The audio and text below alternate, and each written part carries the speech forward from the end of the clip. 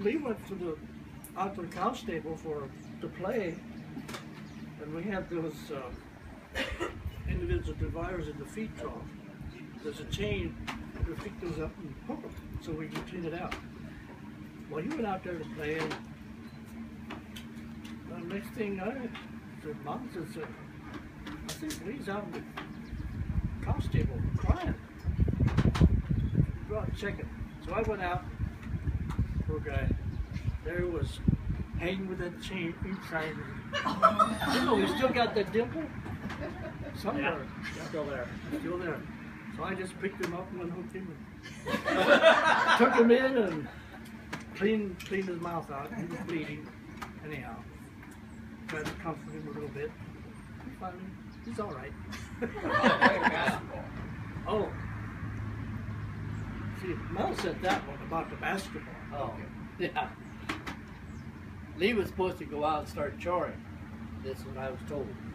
And, but I wasn't home anymore. And when Dad got out there, Lee was playing basketball.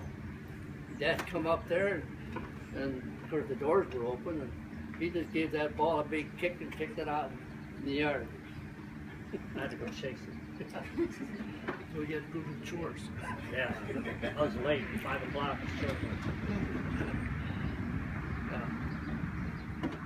I've got one true story. Remember when he moved to Arkansas? We had a wagon sitting outside the cellar and he had a chain went down to the basement. He passed the quart cans up and set it on the wagon. Never forget. That was togetherness.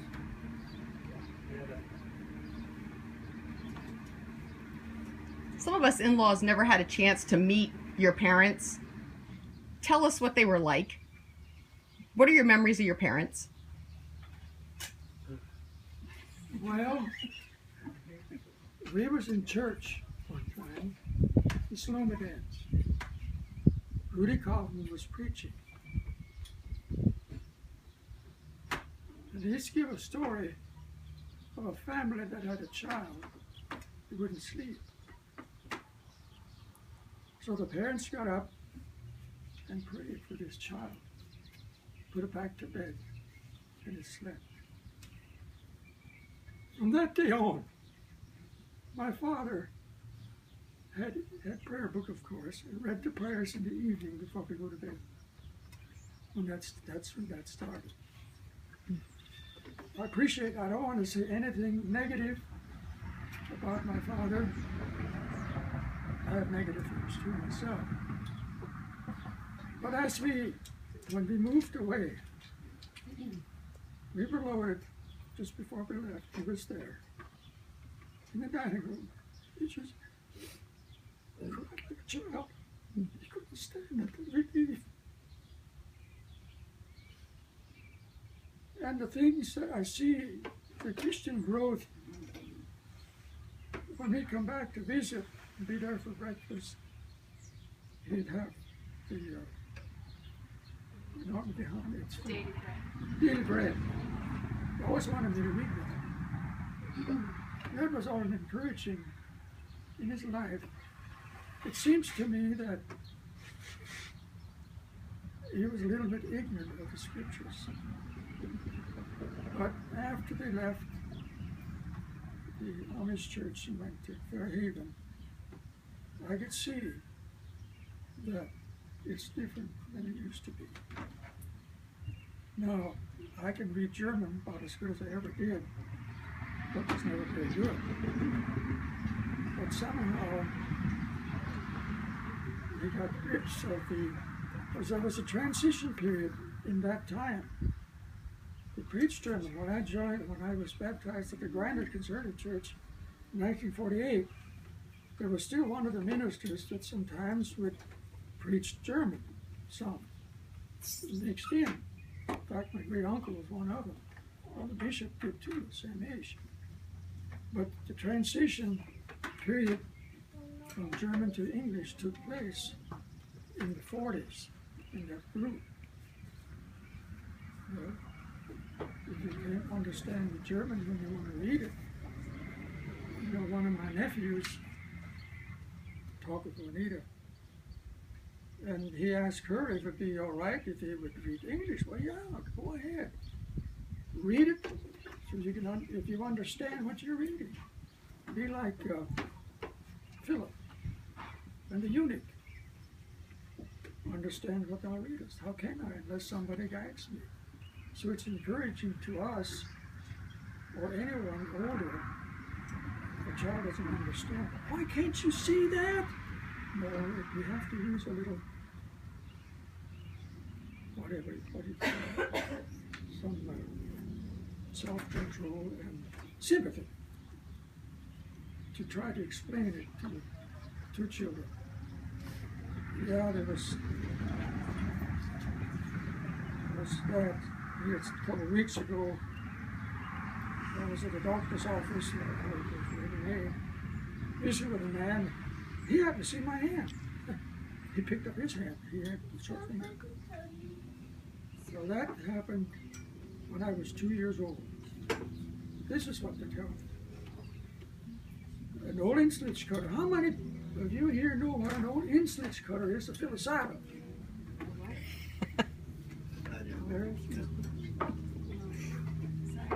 Well, Dad was using it. That happened up on the Walker farm, north of Middlebury, on the east side of the road. We put the team away at noon, and Alvin was 7, I think I was 2. And you know, these little children, they got their finger in the gear that pulls the web. He got a hold of that pulley and turned it, and that turned the gears, and then it mashed my fingers.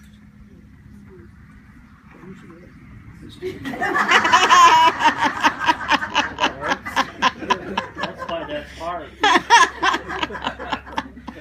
But anyway. That sounded hollow. One time, life, I look at miracles in my life, but I'm still here. One evening, one Wednesday night, coming home from town church, I got sleepy. I was really sick, shiver. Going down the road, it was west of Johnson, 2013. It was not straight across here. Anyway, I got sleepy. And you know what I did? My car went like this, and I hit the handle of the semi-truck. It ruined the fender. It rolled over in the side of the ditch, and another truck come along and brought me home to 33, and I got out of the truck and walked out.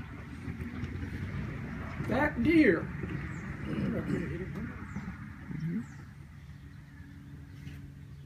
Was that the car that we pulled up in the hill and coasted down to start? 45 corner.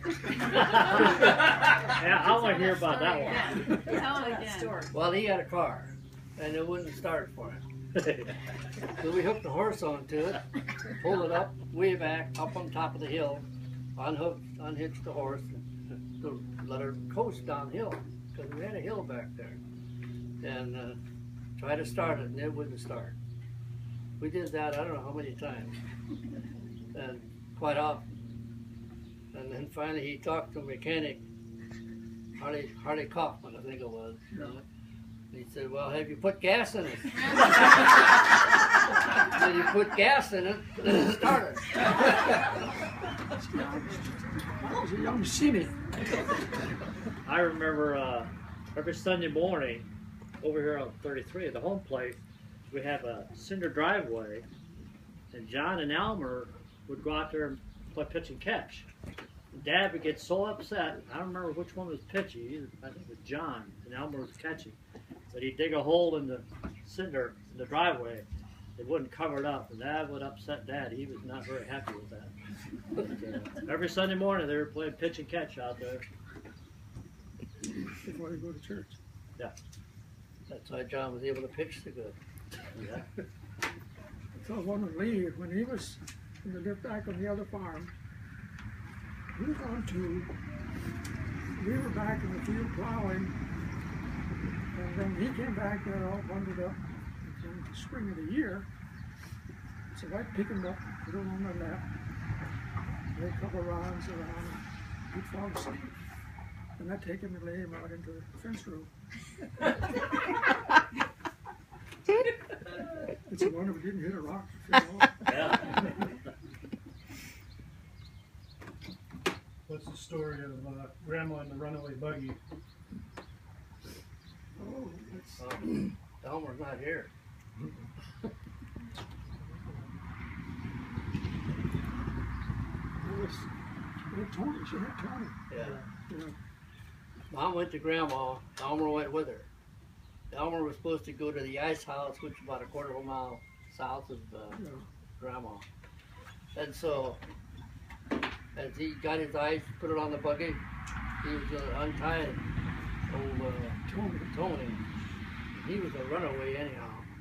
And as he got him untied, he took off. Left Elmer sit and kind of run over him too. So he went almost a 3/4 mile. He went on Uncle John's place, and there he stood when they found him.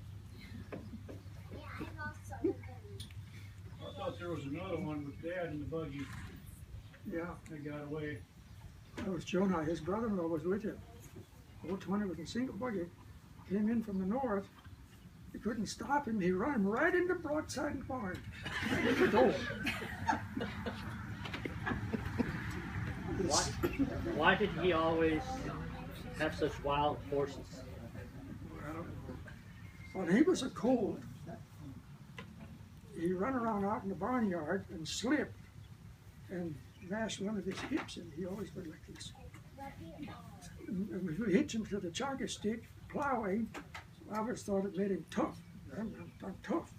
Put him in the buggy and then he'd take off. We hit one Sunday, they had another young horse, a black one. His name was Tommy. We came over to Uncle Gid's. We drove over there an hour and 15 minutes with a double buggy loaded with children, with Tom and Tony, uphill and downhill. So how many horses did you guys have at home, and what were their names? Well, the work horses that I remember, 2 of them were Bell and Ball. They were mother and daughter. Wasn't doing who they were. The others, I have no clue. Just Tony, huh? Just Tony. Tommy, Tony, Bonnie, and There was a Flora, I think. Flora. Was Tony the one that I was told I was little? And was he the one that just took off, ripped it right out of the buggy, and the buggy was just sitting there and he took off? Is that? Yeah, he done it. He's done that a couple times. At least one time. Wow. Had one horse, Bonnie. No, it was not. That was Sadie. In front of. She kicked. He had to put a strap across the shaft over her. But that time, I guess it didn't. And she got her leg on the back side of that single tree thing there, and she tore a big club of skin off of the inside of the leg. That big around. But I did one evening, because I squirted Lysol water on it and heated it up. But you could ride her. I did one evening, took the saddle and my foot cut her and went over to Uncle Jerry. I corn one evening. And on the way home, boy, the saddle slipped sideways. And I got off. Got back together and got on. It didn't take long one day to go back to get the horses either. She was up at the barn. I put the saddle on, got on, and went back to the pasture field and brought the horses up in a hurry. Didn't take long. Tell us a little bit about how your family celebrated things. Birthdays, holidays, weddings. We just had a birthday. All right. Were there celebrations? No. Not so much. No. Mm-hmm. I don't remember. I remember going to weddings, that's about it. Yeah.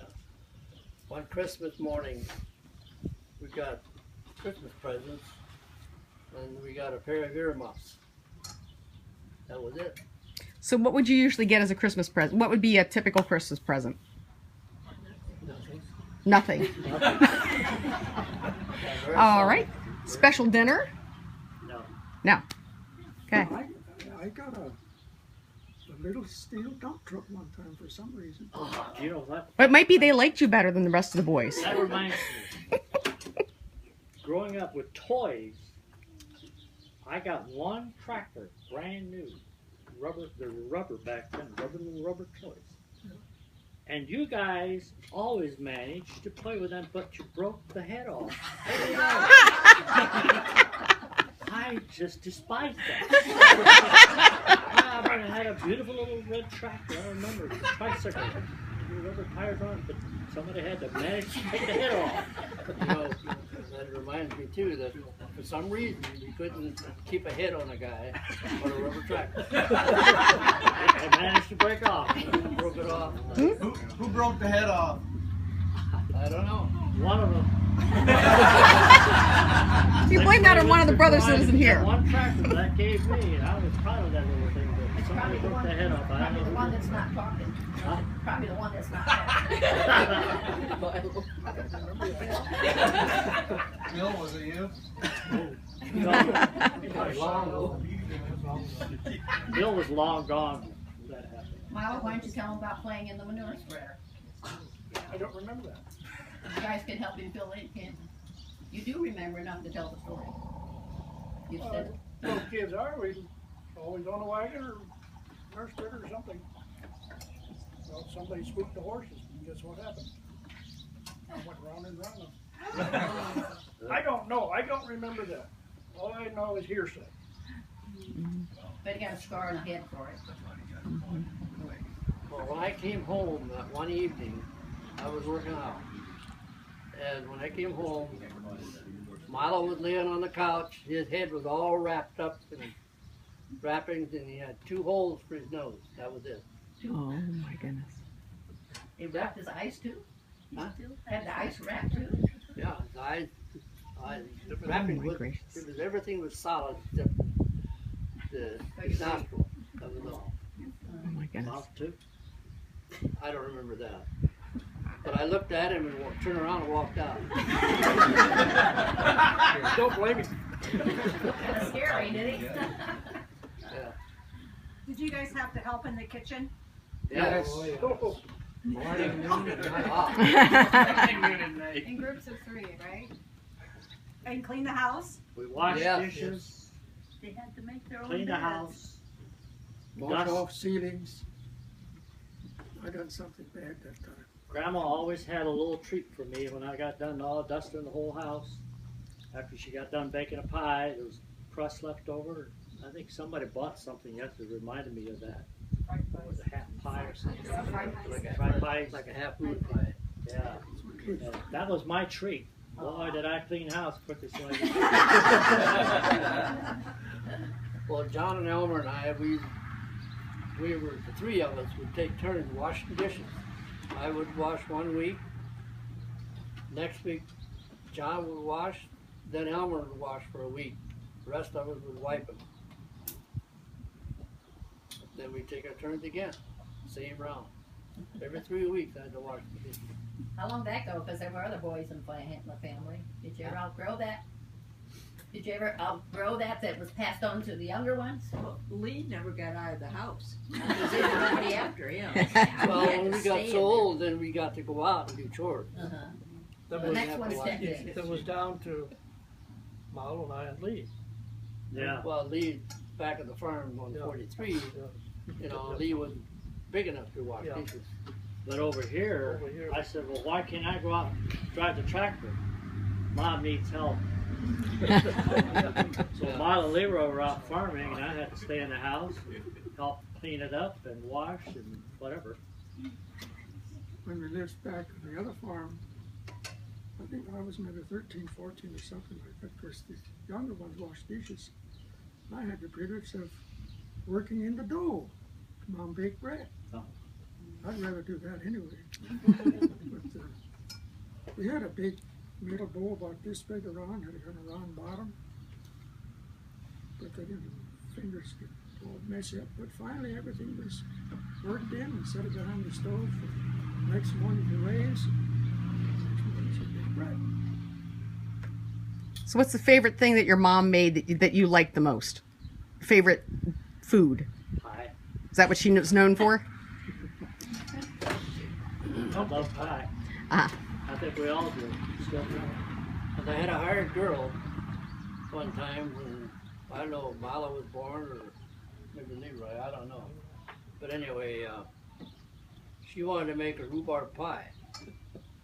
And then we couldn't eat it. Just like rubber. I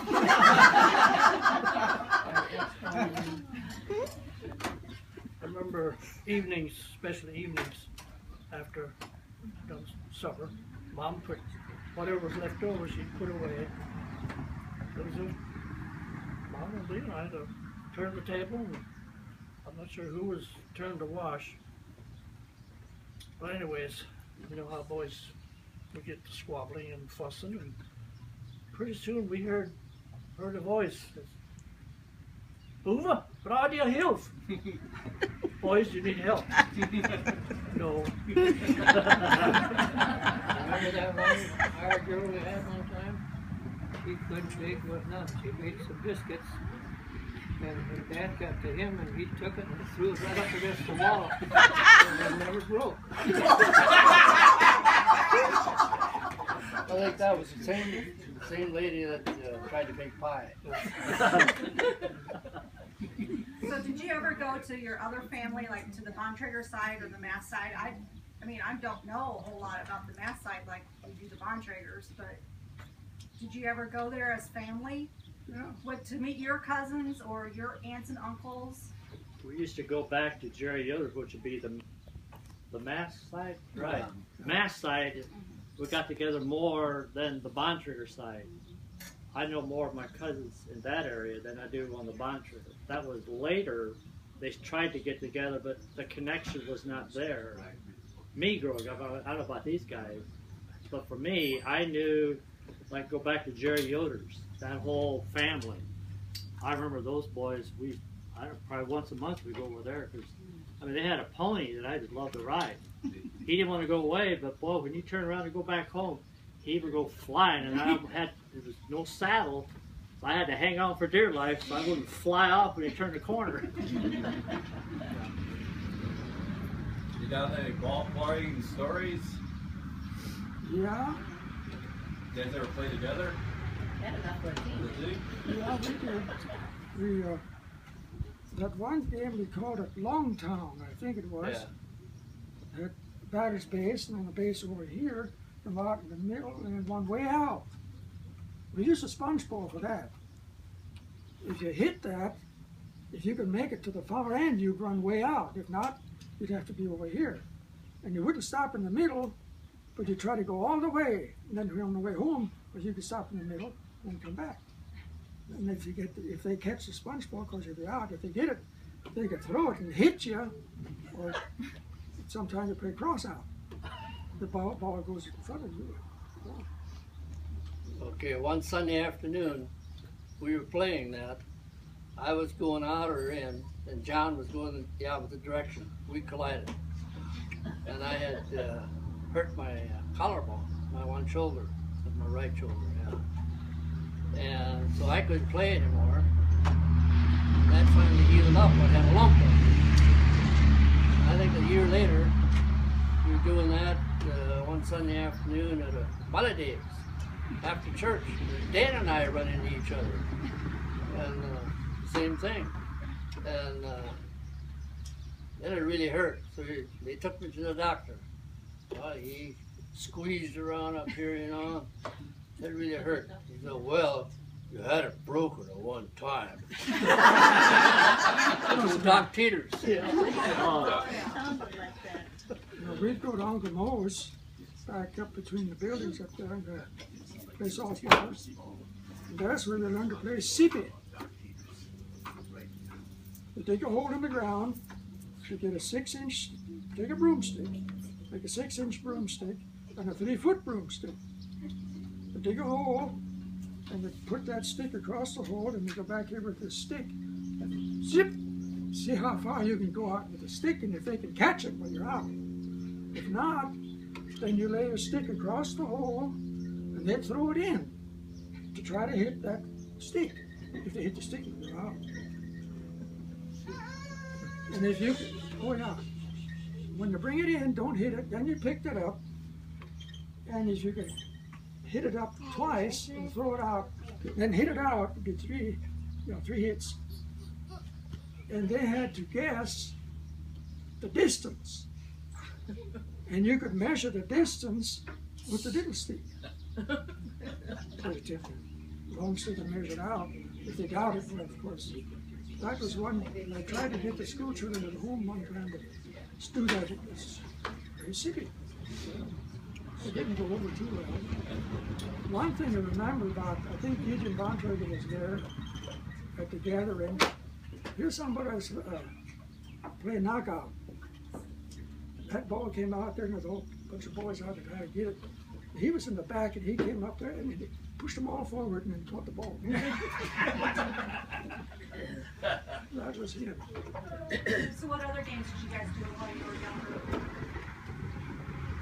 The young barnyard basketball. We had up in the shed, when it was empty in the summer, put a basket up there, and lo and behold, if you hit the roof, you're liable to get punctured because the nails of the roof to hold the tin on. Soon after it was built, Alvin was still at home. Before we had the floor cemented, I don't know why we were up there and it was full of straw. And my brother Alvin slipped somehow down through where they put the feed. And I think he was about 15 years old, something like that. And when he came down, he landed on a pile of rocks and injured his shoulder. Over here on 33, the barn had a basket on the side. Then we had a grinder up front. Of course, it had the chute coming down, and they hang two bags on there, and they had hooks on them. And I have no idea how many basketballs we went through, but they had a lot of patches on them. And every time I wanted to go play, of course, it got flat, and we patched up, up it up again. But you had to hurry real quick. You had to follow your shot, because if you didn't get over the other side quick, you hit over. The stairway went down to the bar, downstairs where the cows were. And in the gutter. In the gutter. And you know what a mess that was? You had to go clean that up so you go back playing again. But I remember Leroy playing quite a bit up there. And once he was gone, I was by myself. And of course, I had to have imaginary ball player. But I always won the game. I tried one time to tie a bag around Yeah. that area. That's all. Yeah. So is Elmer really good at pitching horseshoe? Did he beat you guys a lot at home? I have no idea. I don't either. Well, we did pitch a lot of horseshoe at home, Pitched a too. lot. But we didn't have horseshoes out of the hardware store. We had horseshoes that the horses used to wear. I think Dad bought one pair of them. There was one set there. Elmer showed me he had a set in his car. Because I asked him last night about, well, how good are you? He said, well, I could be better, but I don't want to. He said, I like to play for fun. Yes.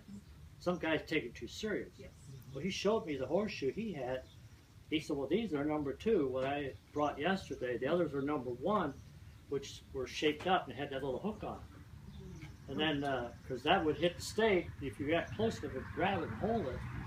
Then he showed me another piece, a tool he had, that would hook onto the stake, and it would measure how close you were to the stake. Then he had another hook out there that Dave Yoder made for him. It had a wooden handle on it and made a hook on it. I said, what's that for? Oh, let me show you. You see, I don't have to bend over. I'll just go down. Elmer, you need to bend over. You got too much. I didn't go there. Yeah. When you mentioned bell and balling, Yeah. I'm not sure what time of the year it was. And I was home by myself. Father, you were in school. Dad went to work. Before he went to work, he told me what I was supposed to do that day. Of course, 2 horses. Of course, they make a mess in the barn. And I was supposed to clean out the stables. Take the cows to the pasture, bring the horses home. Well, everything went fine. I opened the gate, and I went down the road to open the pasture gate. Cows went on down, fine, no problem. Horses stood there. I said, oh boy, this is great. Went around, after cows rolled in, I went around the horses. Guess what happened? They went west. Just as fast as they can go. Oh, well, okay.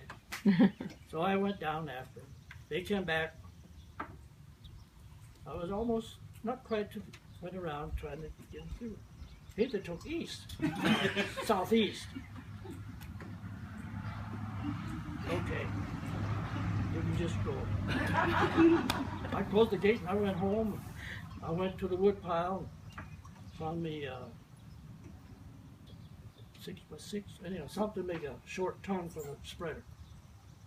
Oh. So I don't know if I think I used the hand saw, cut the length. I used the bracing bit to cut the hole for the pin this way, and for the two plates at the end, put those through. Put that rear spreader, hook the tractor on, and I cleaned out the horse. Well, Cheated with the tractor. I used the tractor to pull the spreader. Yeah, I was disobedient. I found out too. Anyways, Dad came home. Well, you got the barn cleaned out? Yeah, got it cleaned out.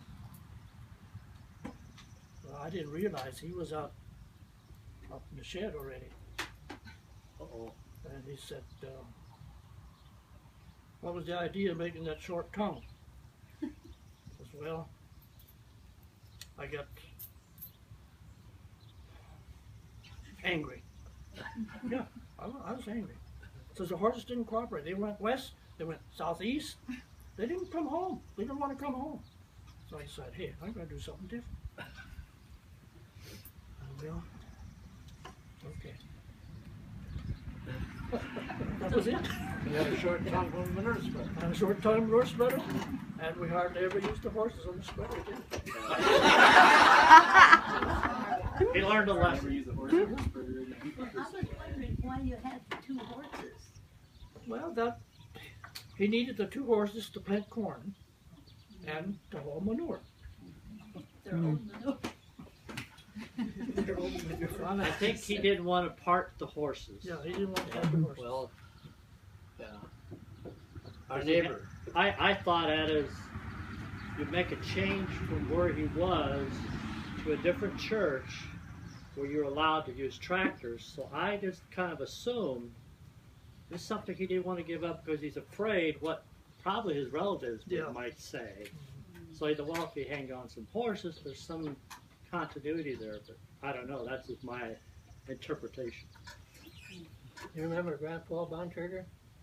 He always had equipment, you know. He brought this one manure spreader, and of course they raked him over the coals in church, and he says, how was it now? You raised such a fuss over such a stinky thing. Yeah. They had a meeting. Yeah. They had a meeting. Milo, you're awful quiet.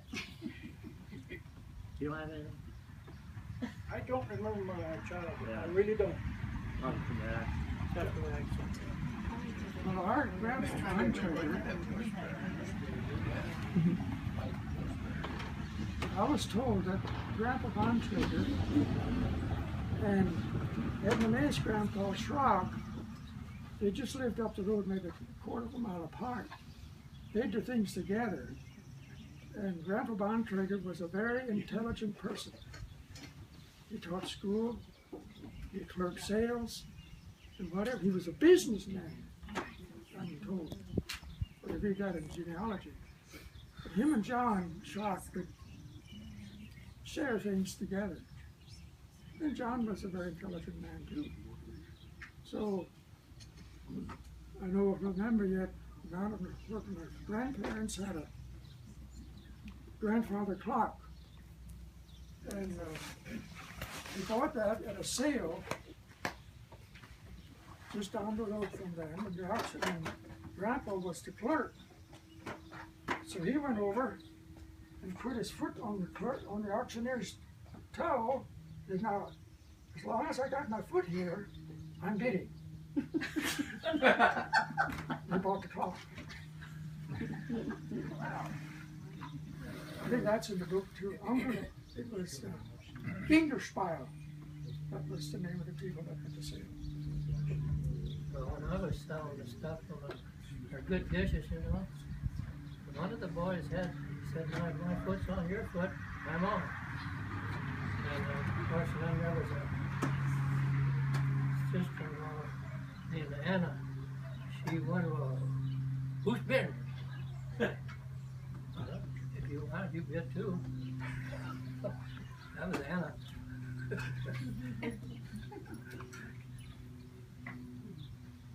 One thing I remember about Grandpa Mast, I think we're at, I'm not sure if Jerry's living there already. Yeah, when we were there for Christmas, and he was passing out different things, and he handed me a pair of white everyday socks. Oh, that's about the only thing I got from Grandpa. How many of you have heard Mel? He has this thing about the full of brush man. Have you ever heard him say that line? Okay, Mel, But you gotta sing it. sing it. Say it. Full of brush man would come around a lot. And I remember when I was working, and I had him work for me for a while, because I wanted to work with him. And he came in one morning, he started rattling this thing off. I go, what? That was the Wilson man. Hello, you've been the Wilson one. So you have blank vegetarian, he black spider balls on my knees, if they been able to do this land hide, cinnamon all spans. You'll have to ask him to interpret that sometime. And when he was in the hospital and was so sick, we came in and we asked him, and he said it right off and never even knew he did it.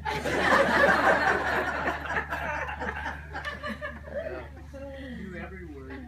I remember going over to visit Grandma and Grandpa, and Grandpa would always have popcorn. You guys eat popcorn when you're younger too? He never made it though. Mom made it. Okay.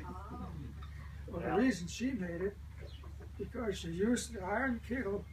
We had flat top stove.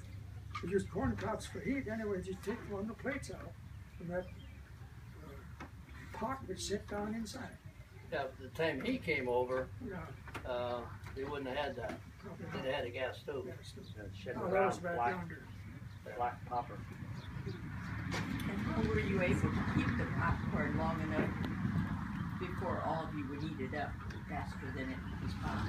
He locked the door. He locked the door, he had to stay out till he was done. Then it was left over from Sunday till Monday night. Come home from school, we all sat around the popcorn can and eat popcorn before we went chores. I remember one time we was a little early doing that, and Alvin was still at home, and we wanted to go do chores. Oh, it's not 6 o'clock yet. Talk about your parents. I think they were just the most, especially Mom, just the most patient. Accepted things, you know, as they, when we left the beach, I went to the conservative church. They never mentioned a thing that, you know, that we left or anything like that. Now, my parents were different. We heard about it, but they didn't. They just accepted us and went on. And I guess with 10 boys, she probably had to learn a lot of patience. Well, when we come home from school, Mom would be sitting at the sewing machine, sewing. And there's a song that she always was almost always singing. His cross is not greater than his grace.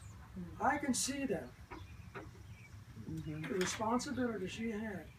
I often think about that song. His cross is not greater than his grace. I always enjoyed when she was sewing, especially getting ready for quilts. I got the job sitting behind the sewing machine and I would snip them off. One time she was going through there and the needle was popping down. I said, Mom, don't you ever get that finger come in your needle? And no more I was done, the needle came down and hit her. Be quiet. I guess. That was carpet bags. Yeah. So how many sets of clothes did you guys have growing up? Shoes, like one pair? We shared. When I was growing up, I remember when I was little, I had a dress on. Sure you did. Yeah. Isn't that right? Yeah, we all had dresses. Dresses on. Yeah. I don't know how old we were till we got pants, but I couldn't wait. I was a boy, not a girl.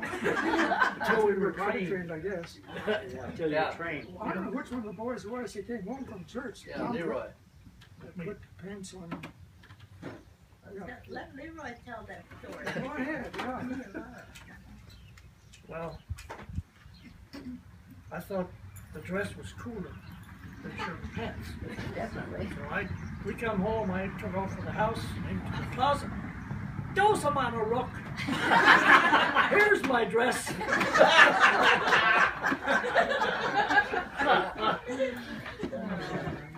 Oh, my. No, I think stuff was handed down. Boys Yeah. to boys. Oh, yeah. And shoes. I mean, summertime you were barefoot. There was no shoes around. No, shoes Except we for hardly church. handed down. Yeah. Time we were done with it, we wore out. I had to wear Dad's pants. Oh, I did too. And then he would not wear pants with a patch on it. That's a disgrace. He's working out. He wants a clean pants. So we had to finish wearing them out. When he started working out, he worked for Jake's Hairball at a sawmill. I think it was the out part of South Bend. 40 cents an hour. That was probably in the 30s yet. Remember that. 40 cents an hour working at a sawmill. Was that good money then? Oh yeah, in the 30s, the Depression. Yeah. 30s. Which I don't remember anything of it, but when we got through, when we started working out, we worked on something, 40 cents an hour. Then later on, started getting the job, we worked with somebody else. And we finally got a dollar. Well, I started carpenter work with Dad and Johnny Awari. And he did a basement back by Stone Lake. And he had Ezra Lance was helping him lay block. 3 of them were laying block. I was mixing mud by hand. I had to carry it around to him. And Ezra Lance used more mud than the other 2 together. I told him that. I got reprimanded for it. Was it wasting? He wasted more than he used.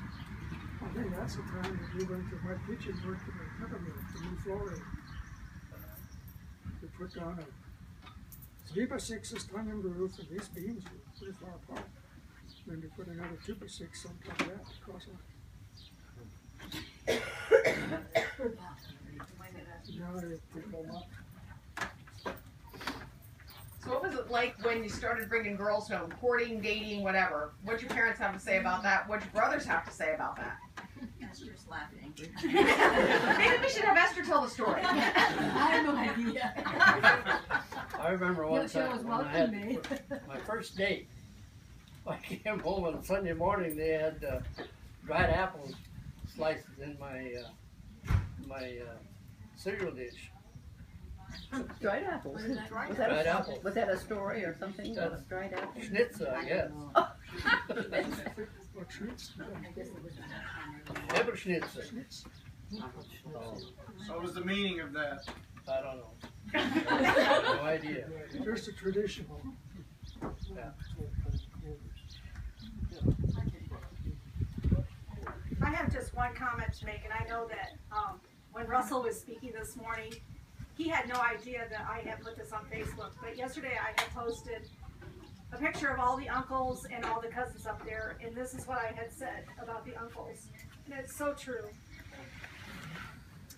If it wouldn't be for these men and the one uncle that could not make it for this weekend, and the 2 brothers that have passed on, us first, second, third, and 4th cousins would not be present for an awesome weekend of sharing, laughing, singing, crying, and lifting each other up. And I just want to say thank you.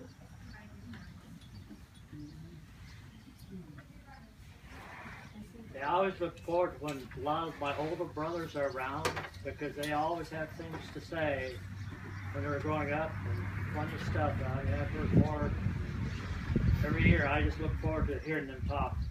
Because when I grew up, it was just Leroy and Milo that I remember. The others were all married and gone off.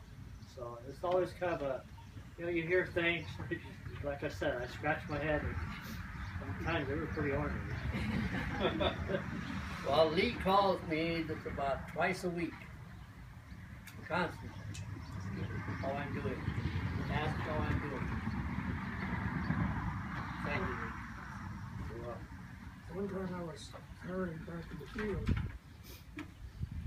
and there was a snake. And so I just killed it, and then had a rock there, and got a hold of his tail, I pulled it, and crushed it all the way down to the head. There's a wiggle with the tail that say that the tail wiggles till sundown. Yeah. Yeah. They're waiting to eat.